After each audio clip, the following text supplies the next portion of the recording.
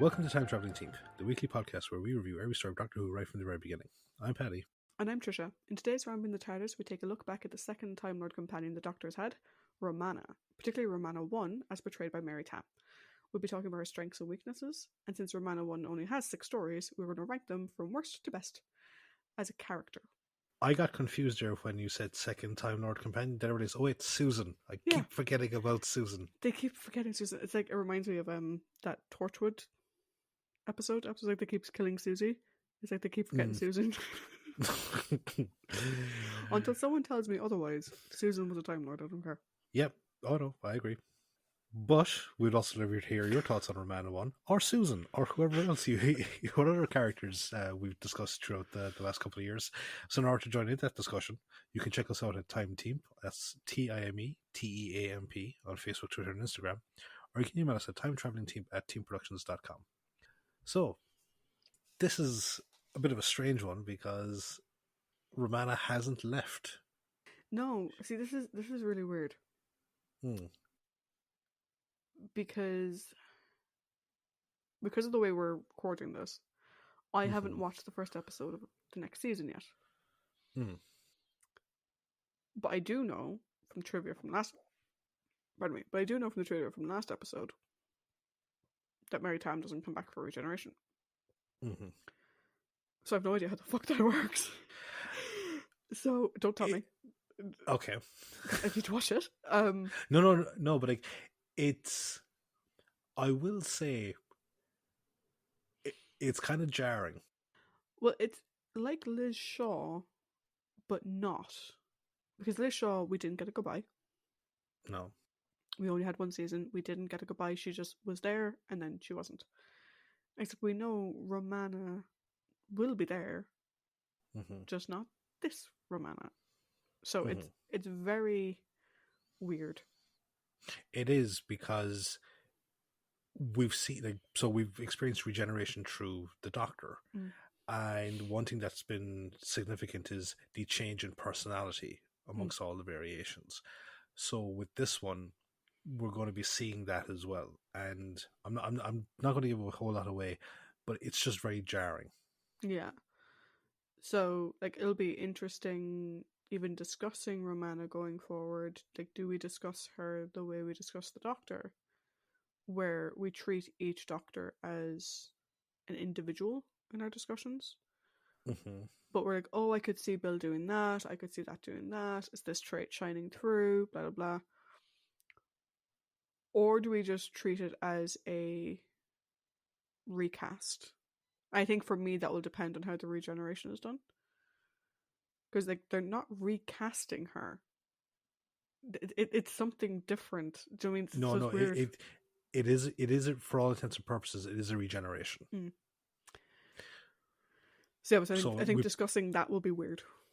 Yeah, so it probably will be the whole thing of like, I can see Romana I doing this, and I can see Mary in this particular scene, and it's the great trait that has carried over from. Yeah, I think that's probably how we're going to end up doing it. Yeah.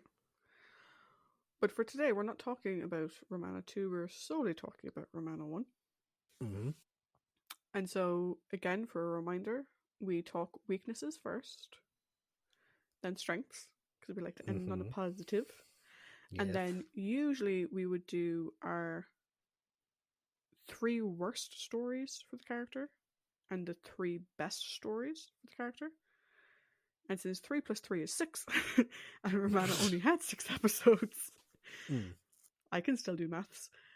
We're just going to rank from 6 being the worst to 1 being the best. And we'll just do it that way. I'm curious to see if we have any matchups. I'm confident that we'll have at least one matchup. Okay. Is it the one in number 6 spot? Yeah, I'm pretty sure our number 6 is going to be the same. Our number 5s will vary. I'm going to expect certain things to be like in a similar swap around bracket, like the way your 3 and 4 might be my 4 and 3 type thing, Yeah. But we start off with strengths and weaknesses. So, Paddy, since you did socials, we'll turn to you first. Weaknesses for Romana. So this is actually, it's interesting again, because what we have here we have a character arc within a story arc. And that's something that we haven't really seen since probably Barbara. Yeah, probably Barbara. Or the first Doctor himself. Yeah. Oh, that's in terms of companion. Yeah. Yeah. But yeah, so the biggest weakness is is kind of down to the learning path that she's on. And that's the real world naivety that she has. Like, when she first comes in, she's fresh out of the academy.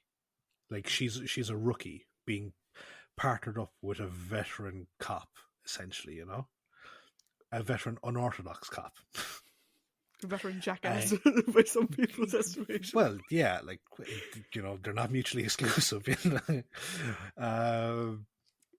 yeah, like, I remember like making the Dirty Harry comparison there back in the Rivals Operation, I think, and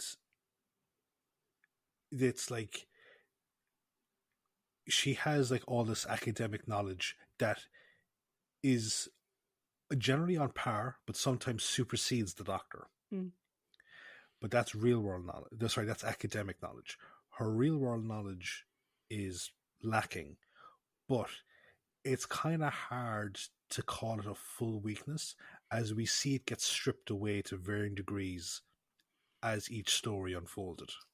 So, like, by the time we get to Androids of Tara, I think that's where we see like the fully fleshed out Romana. So what you're looking at is two stories of weaknesses that are inherent to the character themselves, not the writing of the stories, not how she's portrayed, but to the character. And I remember that being kind of exemplified in how easily she's easily kind of taken in by the two lads from the Ribos Operation. Their names escape me out at the moment, but like the sort of like, just like that Del Boy con man type thing, because again, like, he has a kind face and yeah, exactly, like, she hasn't encountered rogues. And then there's the captain in the Pirate Planet, and she's kind of like laughing at his like bombastic nature and his outbursts, the great sky demon and all, and she even says it, and she doesn't realize the actual legitimate threat behind that character. I think I made the point, it's like assuming the Kingpin can't beat the shit out of you just because he's a very fat man, so, but thankfully by the end of her run, those weaknesses are more or less gone. And what we're left with is the strengths of the character. So that's pretty much my perspective anyway. How about you? Yeah, so when I was thinking of her weaknesses, there's a weakness in her character. Because we're all flawed, do you know what I mean? So there's a weakness in her character. And then there's a weakness in the way she was written. Yeah. Which, because I was looking back over, because I couldn't help but make the comparison to Liz Shaw. I was looking back over my Liz Shaw notes there earlier on, and for Liz, for weaknesses, like, she has none, she's a fucking damn queen, fuck off. But Liz's thing was that Liz Shaw's thing was that she didn't advocate for herself properly, in my opinion. Or she did it sometimes, and she didn't do it other times, and it was weird. The weakness inherent in Romana is, like you said, her naivety.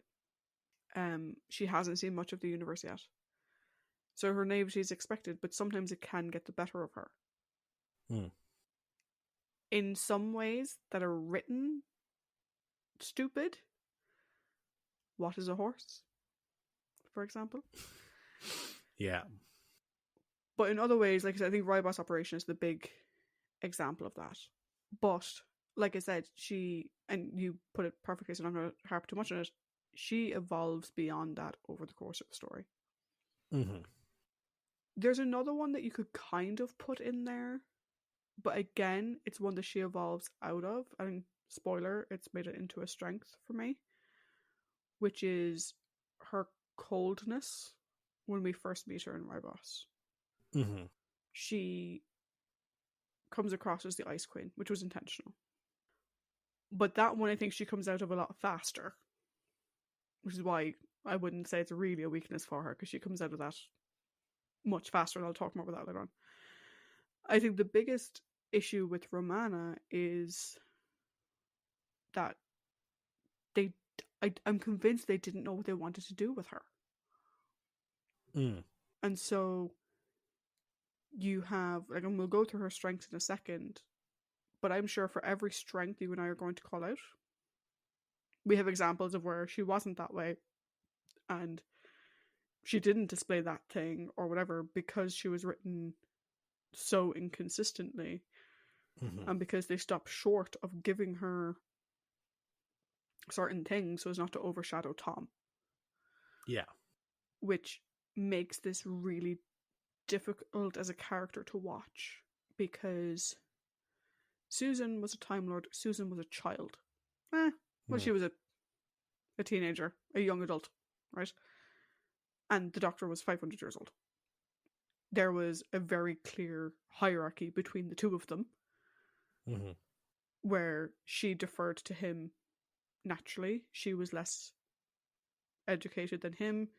I mean, we get the sense she didn't go to the Time Lord Academy, whatever. With, say, a character like Liz Shaw and the Doctor, they worked together as a team, but he was the super intelligent alien, so there was deferrals there. Here, though, we have another Time Lord who has graduated from the Academy, is clearly very intelligent, and can meet the Doctor at his level. But they don't allow her to do that as much as you'd maybe want, which sort of puts weaknesses on her that aren't actually there, depending on what story it is they want to tell. Yeah. You know, that was kind of a weird explanation for it, but I think like I said, a weakness for Romana is the way that she was written. And the fact that they have this character who can meet the Doctor's intellect and whatever, but they still need to be subservient and second to the Doctor and not overshadow him. Yeah. Which, as a fan watching it, and not to make it sexist, but as someone who likes strong female characters in her media, it's very difficult to watch. It's not sexist. Jesus, like, fucking, I'm the same. Like, it's like you have a female character that, like, we really enjoyed Leela, but then we both hated when she was painted as a fucking simpleton by people that didn't know how to write her. Yeah. So yeah, so I think we both agree on, like, Romana's main character weakness that she works through as the story progresses, which is her naivete. But personally, I think her biggest weakness is the way that she was written. I have this feeling that there might be a slight bit of resentment from your end towards the new kid on, on the block in a while. Just because I think that another reason why Romana 2 is so much popular amongst the fan base is the disparity in the portrayal, I think. And as we've said before, that can come down to writing.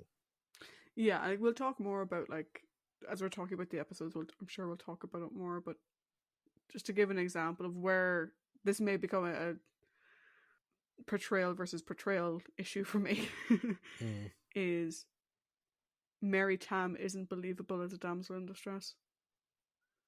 When she screams for help, it seems weird. Yeah, no. Help, police. Yeah. You know, it just seems weird. Which, I know what you mean. You know, makes you feel that she shouldn't naturally be in that position, which makes it feel like it's a writer's issue. Yeah. No, absolutely. But Where there's weaknesses, there are also strengths. So, I don't know why I delayed so long before continuing that sentence. My brain just went... Dramatic pause. Thankfully, though, we have a character who, for me anyway, I think the strengths far outweigh the weaknesses. Me too. So I mentioned it before, and like it was a double-edged sword, but here is the positive edge to it: is her actual intelligence. She's incredibly intelligent. And as I said, it's on par with the Doctor from an academic standpoint, where she's able to pilot the TARDIS better than he is. You know, she understands. He's been flying this thing around for, we'll say, the better part of 400 years. She comes on the scene and is there about, what, we'll say, 2 weeks. She's able to fly better than he ever could, you know? Which obviously gets up his fucking scarf, but it's part of the fun of it. And like, what I love about that intelligence is that we see it shine through at various points in time. And I remember, while the implementation of it, yeah, it kind of annoyed both of us. I think you more so than me. But in Stones of Blood, where she's able to figure out the identity of the Kaliak without the help of the Doctor, he just manages to figure out because like he's standing right next to her, type thing. But you know, there's that like where she's able to be separate from the Doctor and still arrive at the same conclusion. And to be fair, like in a much more actual detective manner than he did. Yeah, she actually figured it out. He didn't. Yeah.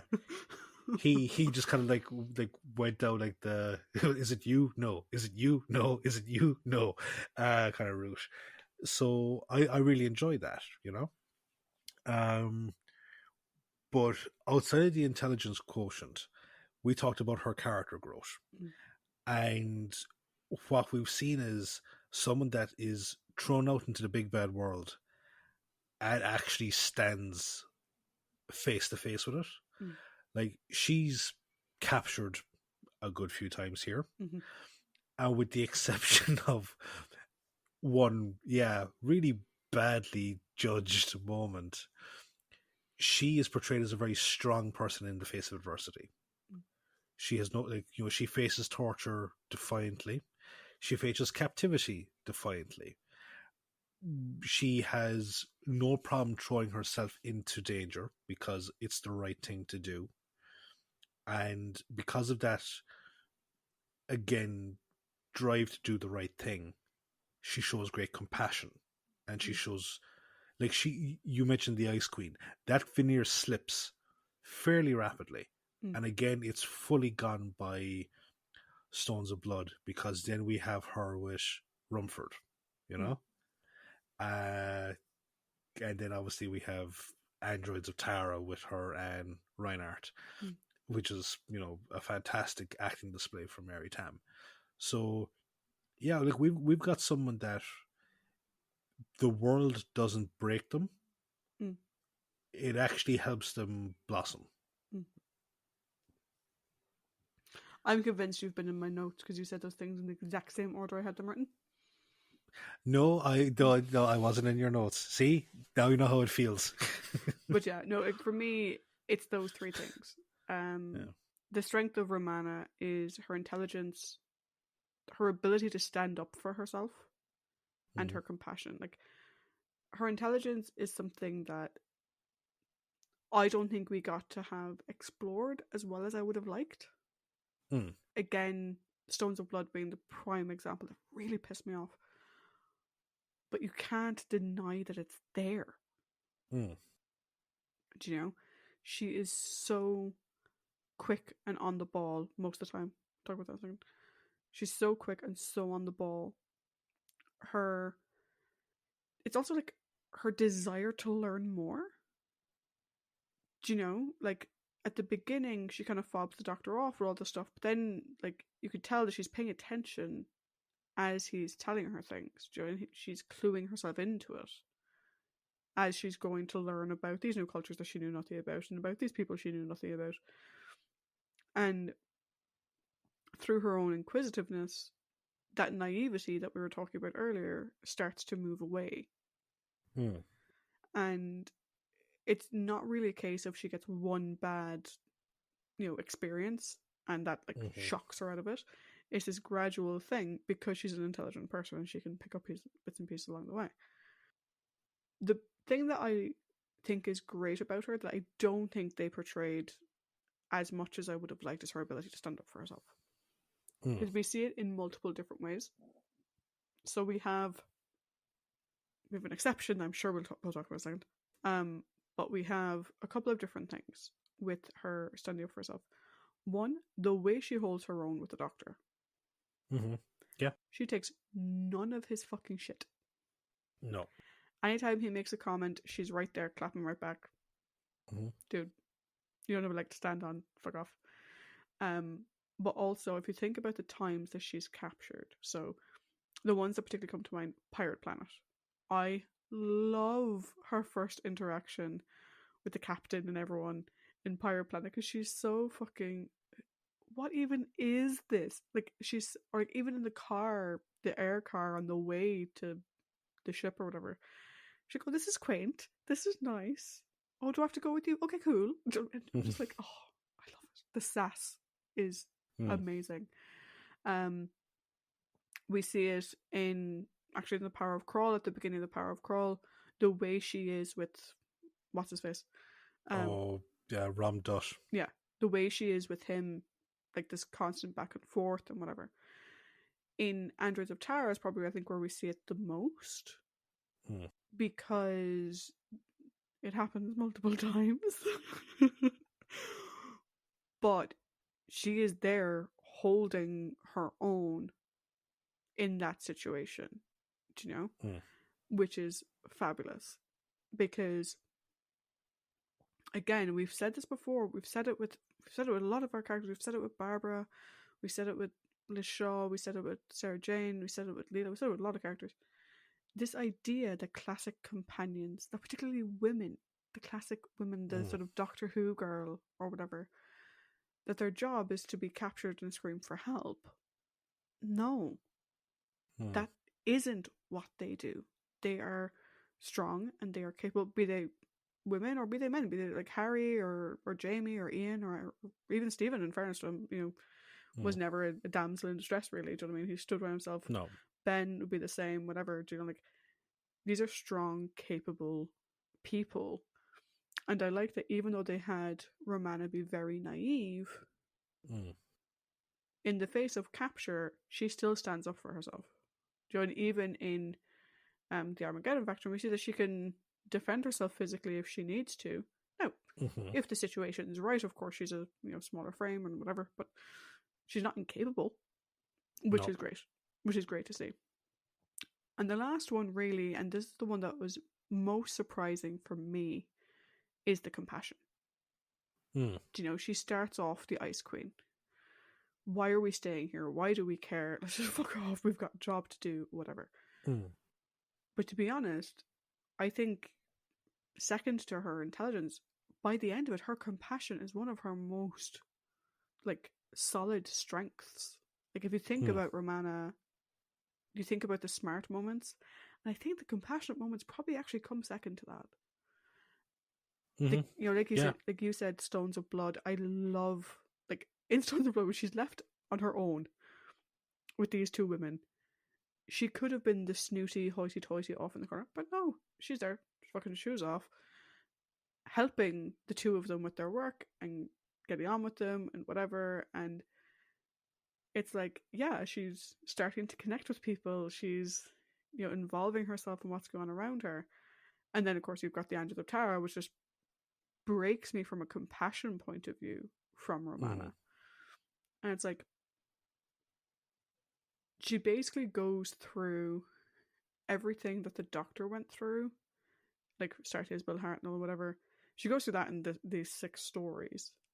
To the point where, we kind of talked about it last week, with the Armageddon factor at the end, is she actually the more compassionate of the two of them?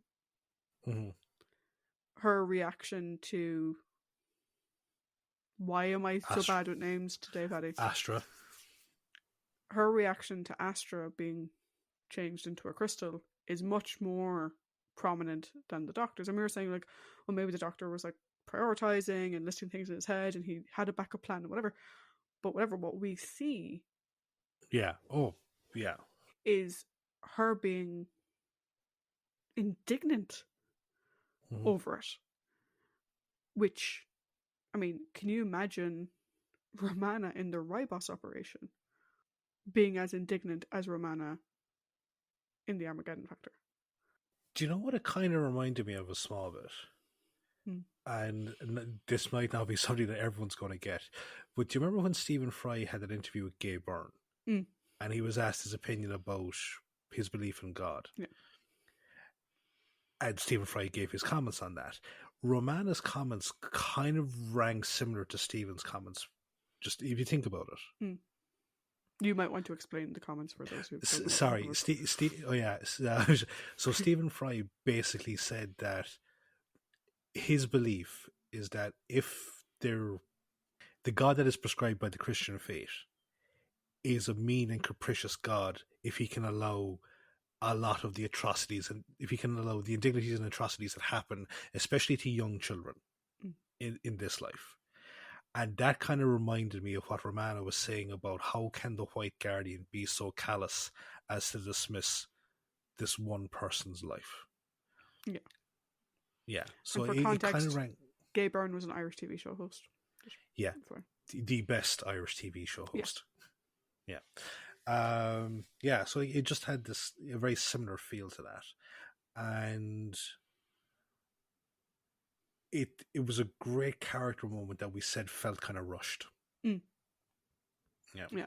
I think because we talked about this time, we didn't know where the Doctor's mind was at, and we didn't really get a discussion, and we didn't get I knew all along, and we didn't get that. So like I said, that's where you're like, as someone just watching it, and particularly if you don't discuss it in the same way that we do, if you just watch it by yourself and then you forget it and move on, you can see that as, oh my god, Romana is now the more compassionate of the two of them. Yeah. Who would have fucking thunk it? Do you know? But yeah, so it's interesting that we sort of have the same strengths and weaknesses, which is good. I like it when we disagree on occasion because it makes for an interesting conversation. But when it comes to a character's strengths and weaknesses, I like when we're aligned. Yeah. Because otherwise it's like, well, I saw this as a strength. You're like, what the fuck? No, like that. What are you on about?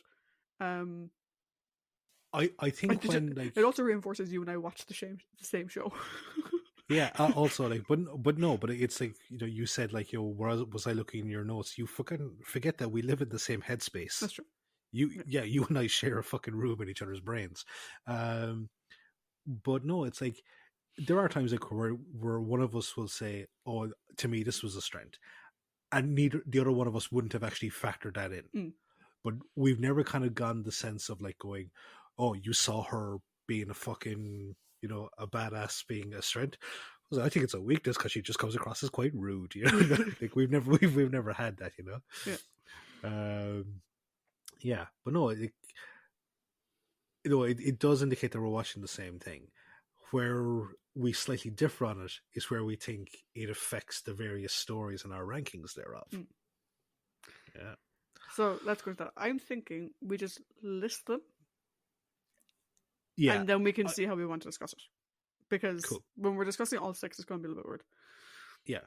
So, for me, this is my 6 to 1. Okay. 6 is worse. Number 6. Yes, exactly. Number 6, Power of Kroll. Number 5, the Armageddon Factor.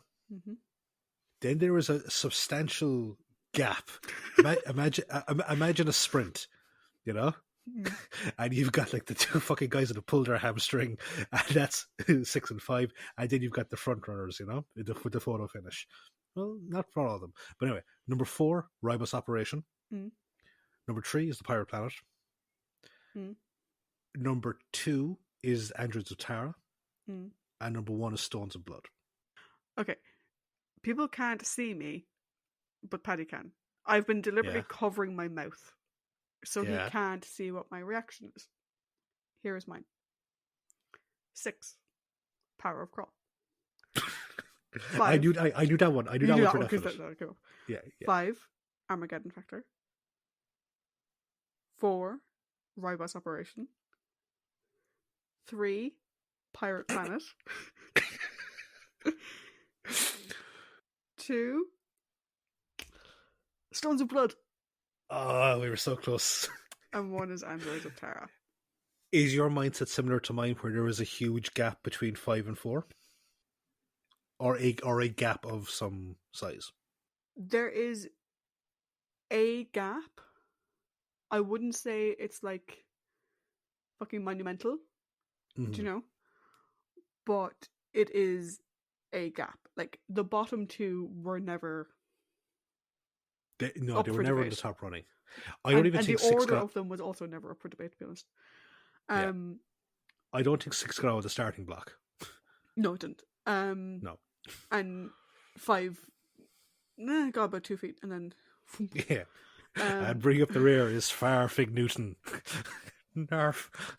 Do you know what this is going to sound so... Okay. This is the sort of rambly stuff that a certain friend of ours, Paul, really likes. So, the other day, I watched a movie with our mutual friend Vicky called Mrs. Harris Goes to Paris. The remake, not the original. I've been told we will be watching the original at some point. And at one point in this film, they're at a dog race. And there's a dog that comes out of the starting block and is running like all hell. And you're like, oh my god, this dog's going to win. And at one point, he just stops and runs around in a circle and looks really scared, and he just lies down. That was the Armageddon Factor. It sort of starts, and it goes. And then it's just like, I no fucking come about it. Just like, stop. But yeah, I think the interesting discussion is, because I think for me, Stones of Blood and Androids of Tara, and we'll go down through them one by one just to remind people what our thoughts were on each one. Unlike others, I knew I was going to have Androids of Tara first. Okay. Stones of Blood was always going to be second. But if you think back to our conversation on Stones of Blood, you probably know why. Yep. But let's go down the line for them, because I think the first few are going to be fucking super easy. Paddy, why is the Power of Krull the worst Romana I story? Because she literally does nothing. Mm-hmm. She's a non-entity in that story, except to be a damsel in distress for which she is not suited, and also have just a real fucking ditzy moment. Krull is attacking us. You're like, well, he doesn't know we're in here. I want to go see. He's attacking the fucking building. It doesn't matter whether he can see you or not. He wants to get in. Yeah, so like, with the exception of like one rather uncomfortable moment that brought us back to the lovely days of Barbara being... Well, Keys of Marinus. Keys of Marinus, and yeah, more so the Keys of Marinus. But yeah, it brought us back to that. She does nothing. She contributes nothing. She's a non-factor.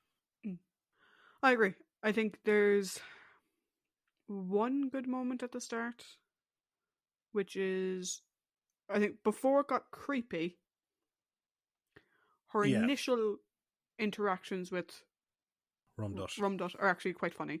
Because she's, again, it's her being like, stand up for herself, whatever. Then it got weird. And then from the point it got weird to the end of the episode, it was fucking stupid. It was literally her King Kong fucking story, and it was shit. So, our number 5, Armageddon Factor. As I said at the time, there was some good moments. Just didn't feel like enough of them. It didn't. We both agreed that it didn't feel like the big bang finale that we've been expecting. Yeah, and part of that was so part of it is the story didn't have a big bang finale, but also Romana didn't have a big bang moment. Yeah. Sorry. Childish, Paddy. Childish. No, like you're what to talk. So, we had our moment of defiance against the shadow. We had her. I think you said you had the funny moment of where she optimism and opted out. Best Romana line ever. I had my moment of, Doctor, I think, haven't we forgotten something? What? The Marshal. And he was like, oh shit, yeah, I like that part. But for the majority of the episode, she's babysitting Merrick, which is just frustrating. And then she's kind of babysitting Astra. There's an awful lot of babysitting here. Yeah. And it's annoying, it's a shame. I said, we had that one moment that made me burst my ass. Where's your optimism? It opted out. Still, best line ever. It's being locked away for future. Whenever someone mentions that sort of question to me, that is the answer I'll be bringing out. And her defiance in the face of torture was amazing. That defiance in the face of torture is why I don't think the gap between the Armageddon Factor and the next one is as big. Because that's a lot of character. And I had actually forgotten that when I was doing my notes. You're the one who mentioned that last week. And I was thinking about it today and I was like, actually, yeah, no, that's... If you want to watch the best of Romana, that is a good moment to see her strength and her standing up for herself and her compassion, because she didn't care what happened to her. She was like, I don't matter. Which is why my gap between them wasn't as big. Because I think, for me, on retrospectively thinking about it, that one moment spoke a lot about Romana as a person. I think the bigger gap is between 6 and 5, to be honest. Yeah. Yeah, I mean, fucking the power of colours is in a completely fucking different universe altogether. At least fucking the Armageddon Factor is in the same fucking city as the rest of them. Yeah. But yeah, I think for her final story, and yeah, they didn't know it was her final story, but still, she didn't do a whole lot. No. And certainly not on her own. So yeah, I don't know what else to say. We talked about it last week. You can hear our thoughts, but yeah. Cool. Then we have the Ribos operation. Ribos operation, yeah. And it takes the number 4 spot, which would be if we were to do this in any other take, this is the best of what we would consider to be her worst outings. She's a Bambi in this one. She's into the big bad world for the first time, and yes, she is the ice goddess. That. Actually, sorry. One thing I meant to ask: a strength of hers could possibly be her fashion choice, or because she is very fashionable. She is very fashionable. As someone who tends to pay close attention to what the women in this show are wearing, I would say she is up there. Probably Sarah Jane, Liz Shaw, Romana. I was actually just going to ask how would you compare them? But more conservative at times, more conservative than Liz Shaw. But yeah, no, being Sarah Jane, Liz, and then Romana. I will say one thing, right? Because we've established on this that there are times when I'm watching the show that I can be a total fucking perv. Romana 1 is hot as fuck. Romana 1? Oh yeah, she is. Mary Tam looks phenomenal. And I have a type, and she is it. I'm trying to figure out what where the perv in me is where is she her hottest? Ribos operation it's fucking. It's a strong starter. It's a strong starter. But then there's also a part of me which is I also quite like her second outfit in Stones of Blood. That sort of woman of the hills type look. But anyway, we're meant to be classy on this show. Oh, we're fucking up. Yeah. She is actually. I think I'm going to try and see if we can get like a Ladies of Doctor Who top trump set just to to completely beat the Sarah Jane exclusive one you have. Rivals Operation though, what? I said never. What was that? Never. Rivals Operation. She has, I think, the moments that we like or I like in it is the complete contrast between herself and the Doctor. They're both Time Lords, but he's the renegade and she's the by the book. And there are times where she has the beating of him, but then there are times where it's like, no, you're still a baby, essentially, you know? And I think for a brand new character to make a statement in the first episode and a positive statement, you know, it was good, it was enjoyable. Unfortunately, there was just a lot more in that episode that kind of overshone her. Yeah. Like, for me, like, the way I was thinking about it was, it's a great introduction to a character. It's a really good outing in general. It isn't top 3 for me. Do you know? No, it's like, not. There's nothing inherently bad in it. No, like, and you were saying that, like, you know, if we were doing this in the usual way, this would be the best of the worst. I wouldn't say that. I'd say this is the worst of the best. Again, in fact, it's the best of the worst. Yeah. By a country mile compared to the worst of the worst. But I would say this is the worst of the best. It's a really strong outing. Like, immediately, like, if you think back to our conversation, which I know was ages ago, even though there's only been 6 episodes. Oh, life. It happens. Immediately we were like, this is an interesting character. She's challenging the Doctor. She's not taking any shit. Yeah, she's quite naive and she's a bit cold and callous, but we're seeing an interesting character here that we want to see grow and develop. And for a first story, that's what you want. You want that to grab you and go. Again, if you think back to some of our other companions' first story, Leela's first story, again, there were bits in that first story where Leela was a bit lost. You know, like there was a lot of shit happening around her and whatever. But it was engaging. We wanted to know more about her. Same Time Warrior. Mm-hmm. With Terror of the Autons, not so much. Not so much. And I think that's the good comparison. With Terror of the Autons, you're like, okay, Jo is interesting. How is she fitting in to this? Do you know? And you know, the treatment of her and the presentation of her wasn't great. Whereas if we go back again another season earlier to Liz Shaw, and I'm only going back as far as Liz Shaw because I think there is a difference between the black and white companions and how they were introduced versus the color companions and how they were introduced. Yes. Mm-hmm. This actually reminds me a lot of Liz Shaw's introduction.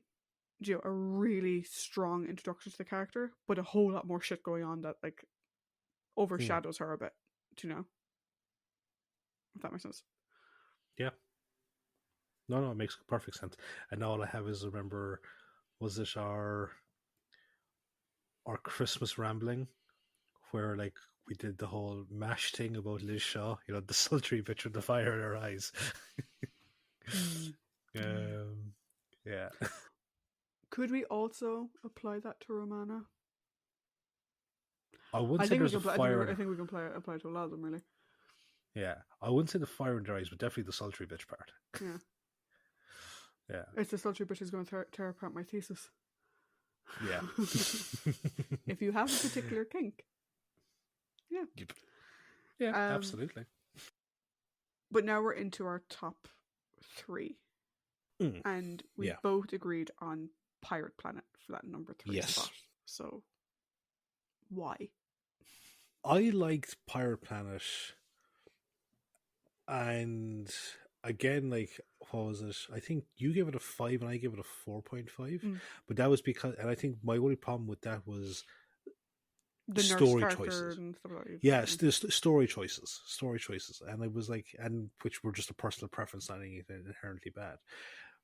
What I did like was Romana, because again, as I commented on, is that she she didn't go complete night and day from Ribos operation. Like, she was still on that learning curve. Mm. But she had clearly learned a lot, you know? Mm. And that was great to see. We also get to see her first real kind of no holds barred, I'll get stuck into, which he just fucking picks up that rifle and shoots that guy. But it's just like, it's stripping back the Doctor helping her strip back the naivety, but not in like a stupid, oh, you blundering oaf, did you not see type thing, you know? Mm. It's like it's not as harmless as you think it is, you know. Look beyond the veil. Mm. So that was good, and I really enjoyed that. But you know, she still got some learning to do. Mm. So that's why I push it in at the number 3 spot. Yeah, for me, like, again, it's one of these things where, on one hand, you know, we sort of say that when we have to do a ranking of like 6-1, 4-1, that's more difficult. For this one, like, this was always going to be in that number 3 spot for me, because I really like Romana in it, first of all. You know, we said at the time that was Mary Tam's favorite episode to do, and I can see why. Because it has some amazing Romana moments. Her piloting the TARDIS is great.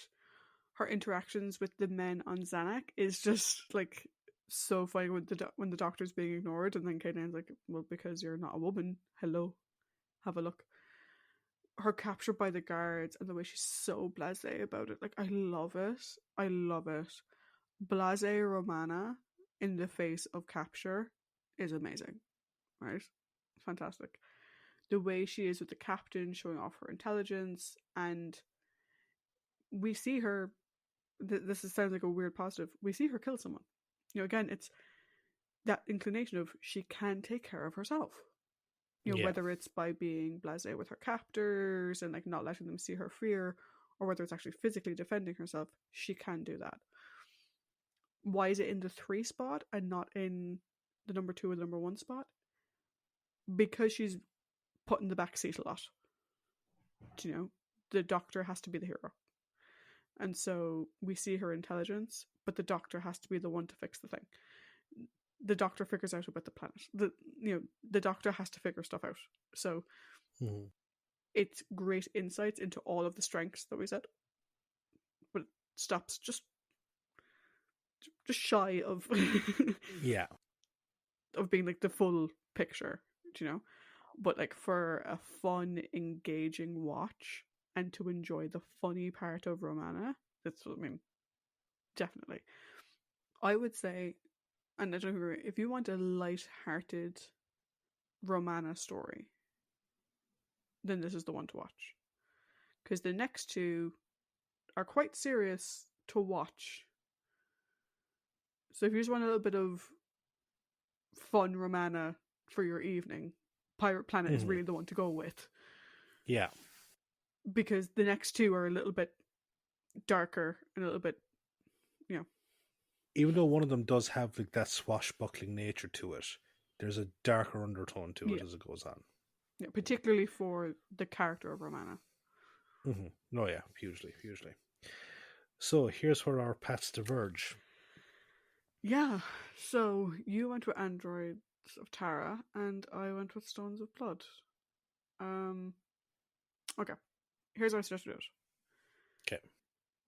You say why Androids of Tara wasn't in your number 1 spot. I'll say why Stones of Blood wasn't in my number 1 spot. And then we can flip it. I'll say why Androids of Tara was my number 1, and you say why Stones of Blood was your number 1. Make sense? So, yeah, makes sense to me. Why Androids wasn't in my number 1 spot is primarily down to the capture. Romana is not, she's not free. So her ability to impact the story is slightly limited. No, don't get me wrong. It is a fantastic performance from Mary, because she's, as you point out, she's playing 4 characters, and she does it really well. She really does it well. But I think the real gold in that story comes from her interactions with Reinhardt. Like, he's sick, he's wounded. She's compassionate, caring. She doesn't want to leave him, despite knowing it's the most logical thing to do. And she's willing to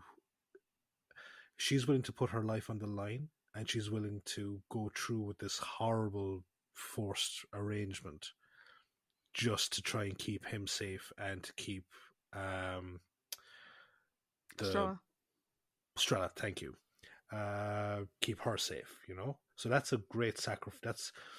We talked before about her, in the Armageddon factor. Like, I'm not important.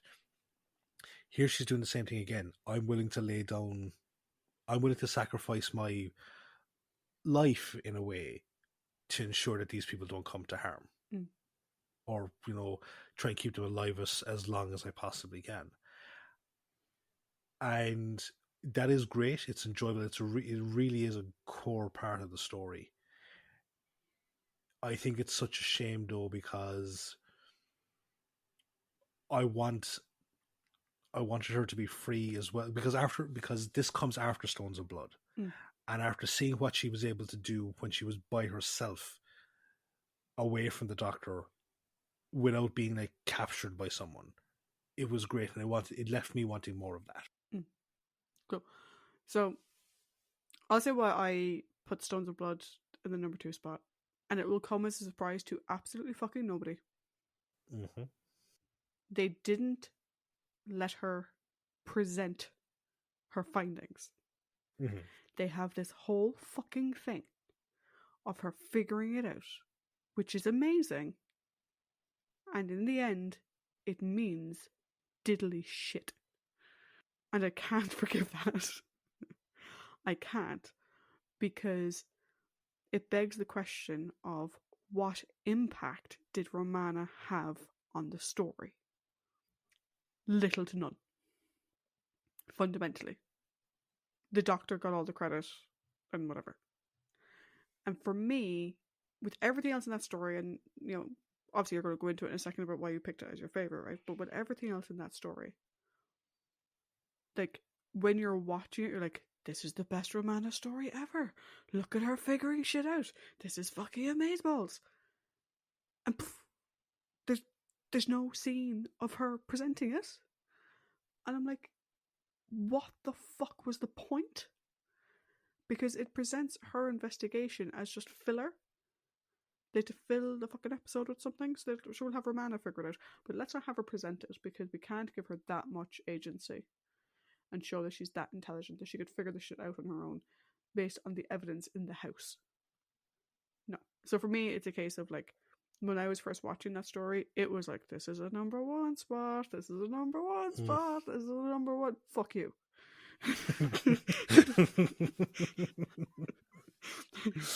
Literally, it was like the last, 3 scenes. I'm like, fuck you, and the horse you rode in on, fuck you. She doesn't know what a horse is. Oh my god, that in a second. But yeah, so for me, that's the reason why. It's like, it's you can forgive a story that isn't perfect. It's hard to forgive a story that's so close to being perfect. To fall in the last 5 minutes. Do you know what's interesting, though? The top 2 stories, as I won't say agreed upon, but they're they're both written by the same person. That's kind of cool if you think about it. Yeah, and also they're the middle back to back sequential. Yeah, they're the middle back to back sequentially. Middle of the pack. Yeah.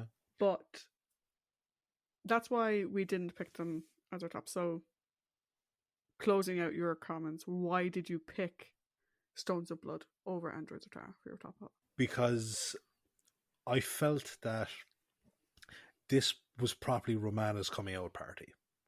It really was, because the thing that you said there, which is, at the end result of her investigation, it can be seen as, oh, it was just all filler.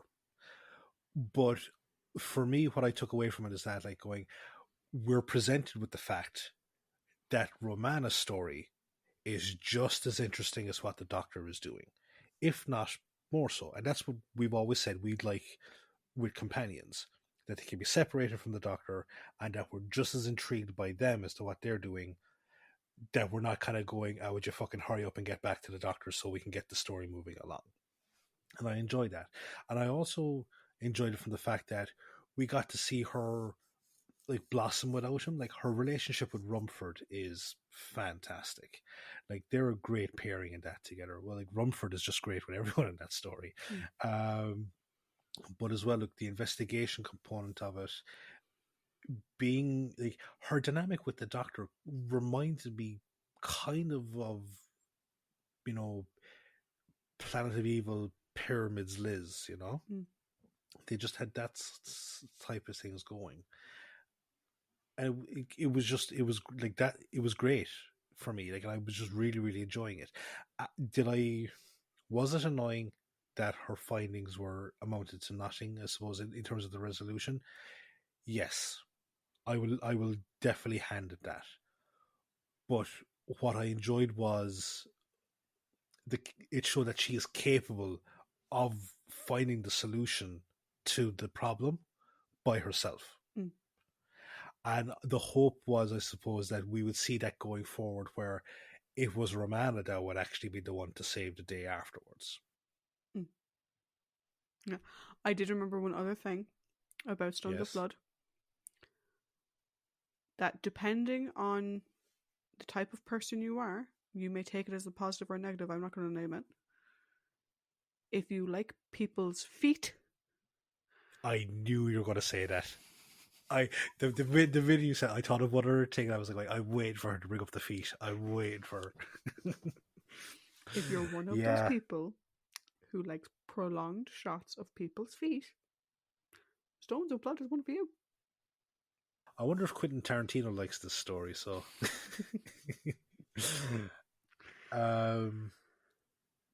but what was it about androids that made it? I'm pretty sure I know, but tell the good folks at home why androids top the pile for you. So for me, the reason why androids top the pile is the difference between Stones of Blood and androids for me is, in Stones of Blood, we know that Romana is intelligent. And we get to see it in spades. But we don't get she doesn't get her big hoo-ha at the end. Yeah. Right? And we get to see, like you said, this amazing relationship she's developing with Rumford. For me, Androids of Tara is Romana the person, not just her intelligence. Mm-hmm. So we see defiance in the face of the Doctor, her going, fine, I'll fucking go get it myself, stay there and fish, do whatever the fuck you want, I'm going to get it myself. We see her weird naivety when it comes to what the fuck is a horse. She gets over it fairly quickly, but whatever. We see her fear. Like, when she thinks they're going to chop her head off. Mm-hmm. Like, she fucking loses her shit in a very real way. And for me, the big thing is, this is her compassion story. She has a great relationship with Rumford. I wouldn't call that compassion, I'd call that companionship. Mm-hmm. Androids of Tara is her compassion story in spades. Yeah, her recapture is a bit stupid, whatever. But what comes from that recapture is amazing, and I love it. I said this at the time. The two of them dressed in the regalia, walking to their deaths, their marriage and then their deaths, is amazing. I fucking love it. It's brilliant. The relationship she has with Reynard is fantastic. Because this is where the Ice Queen has truly been supplanted by this caring, compassionate person willing to give up whatever she needs to in order to prolong life for others. And I love that at the end, the way she is with Strella, like in the end, like learning how to weave. It's brilliant because we say that, Romana's intelligence is one of her key strengths. And it is. But it would be very easy to have her just be intelligent. And here we do see her intelligence. She does escape from this fucking castle on her own. She gets out, she rescues the doctor at one point, as in, like, gives him a lift and whatever. But she's more than just her intelligence. She's also a compassionate, caring person. And like I said, it's the scenes with her and Reynard, particularly in the last... That walk is like my favourite Romana moment ever. Because they say nothing. It's just the walk and the looks. And she knows they're about to kill him. And she knows that shortly after they kill him, she's going to be forced to do this again with the Sheriff of Rottingham. But it means Estrella will live for another hour. Or another day. And if she can keep prolonging her life, someone will save her. Even if Romana's already gone. Someone will save her. And I just... I love it. Like, for me, like I said, most of these were already decided before I ever put pen to paper. Androids, for me, was always going to be in that top spot. Now, I did critically think about the rest of them. But for me, Androids was always going to be in that top spot. Because, like, it's the thing of, like, I can forgive bad story points if the character points deliver. Yeah. And they deliver in this one in spades. Whereas for me with Stones, a lot of them delivered, but the big one they spent ages building up didn't. And it kind of went, bloop. It was a bit shit. No, I get that. Yeah. But overall, I mean, we're fairly consistent in our rankings. Like I said, like 6-3, we're right there. And I think whether you prefer Stones of Blood or Android of Tara, I think it's a personal preference on what you like with your characters. Yeah. Do you know what I mean? I could see you putting Stones first and not being surprised. And I'm sure you could see me putting Androids first and not being surprised. Yeah. And but I think the good thing is as well is that, like, we both can see, like, we can both see positives in those stories. It's not like we're like, you're going, what the hell are you on about? That's a terrible story. Or like, what that like, how can you like that aspect of something, Where it's like, no, like, we absolutely, I can see that, and that is a cool thing, but I wanted more from this side of things, and you wanted more from that side of things, or you prefer this characterization or that characterization. That happens a lot, But I think it's important. I think it's important to always remember that like, you can see the positives in something as well, while still having that disagreement as that, no, this is my preference. Yeah. But I think, again, I said it before, a great takeaway from this is we're another companion away from the person that you have always had on that top tier. And this is another companion that you get defensive over, the fucking back gets up. It's so fucking obsessive, like. But but like, as I said, like, it's great to see, because you're getting. I love the fact that you're able to get so much enjoyment out of the fuller show, Yeah. I mean, like I said, like, I think it'll be interesting going into Romana 2. I know nothing about Lalla Ward. I know, completely random statement, right? In 2012, she lived next to Patrick Stewart. I know that. Random piece of useless information for you. I'm guessing she doesn't live next to him anymore, because that was when she was married to Richard Dawkins. But I don't know anything about, like, I've seen clips of Romana 2.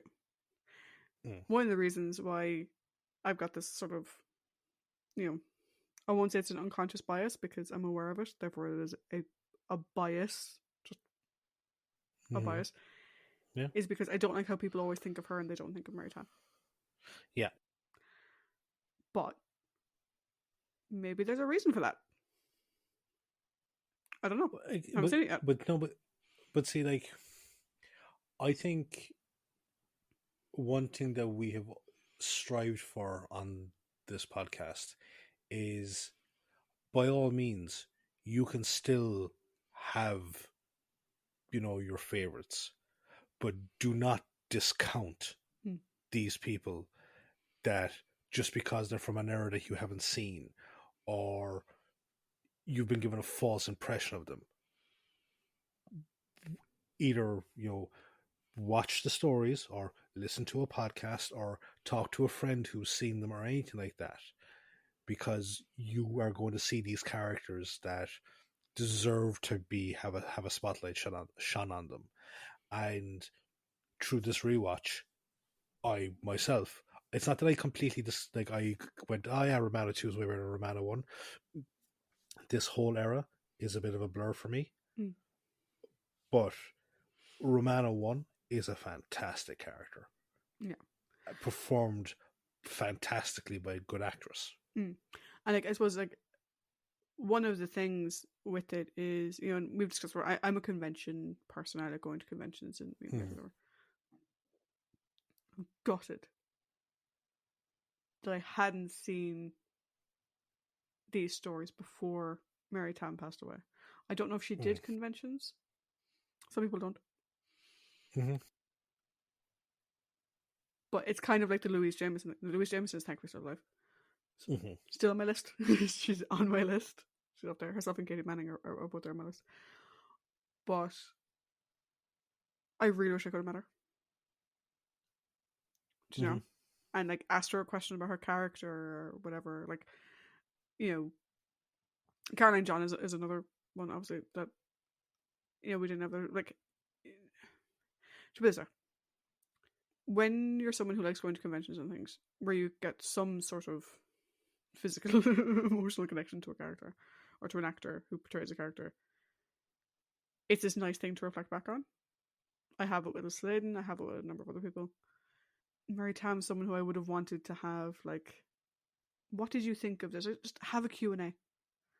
And that's what I actually need to do. I need actually look it up on YouTube and see if there are Q&As with Mary Tam.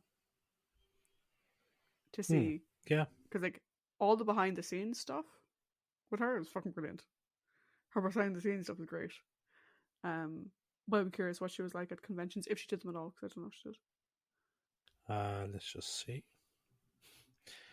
While we are here, I can imagine your question. So, how did you feel about having all those weird shots of your feet?